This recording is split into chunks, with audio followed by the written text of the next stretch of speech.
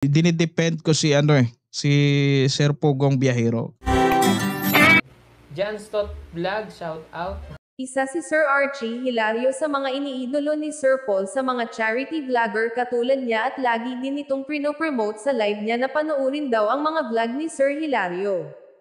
Janstot Vlog ang inyong ka-cute, muli pong magbigay mixing reaction video at syempre panoorin po ang kabuuan sa live ni Sir Archie kung saan ako kumuha ng mixing video clip. Isa si Sir Archie na nasaktan, nalungkot sa paratang ng isang may ubo sa utak na nagpadala ng box kay Sir Paul at pagkatapos pinaratangan ito at ang buong team na kinuha ang dakilang nag-iisang box pero muntik pang ikasisira ng pangalan ni Sir Paul na hindi niya alam na nationwide ang kakampi ng naturang charity vlogger.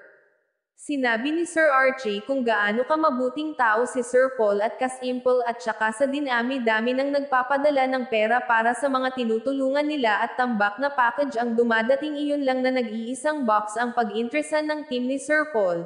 Ang kitid nga naman ng utak nitong lola na ito at siya pa ang may ganang magpatulfo kundi ba naman eng-eng. Dinidepend ko si si Sir Pugong Biyahero kasi alam ko na mabuting tao ito.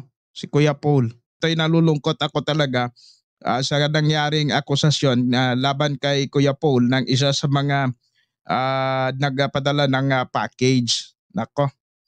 Sabi ko nga kay Kuya Paul, ito si Kuya Paul na ito ay sobrang bait nitong taong ito. Si Pugong Biyahero.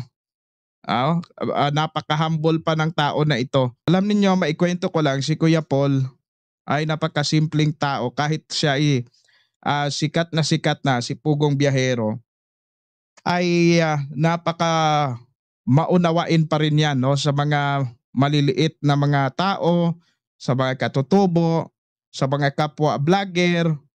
Ayan. Sana wag ka agad maghusga ba sa mga charity vlogger. Marami yan silang marami yan silang inaasikaso.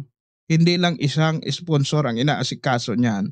Kaya mahirap doon mag-akusa na pinag-interesan daw yung balikbayan bags.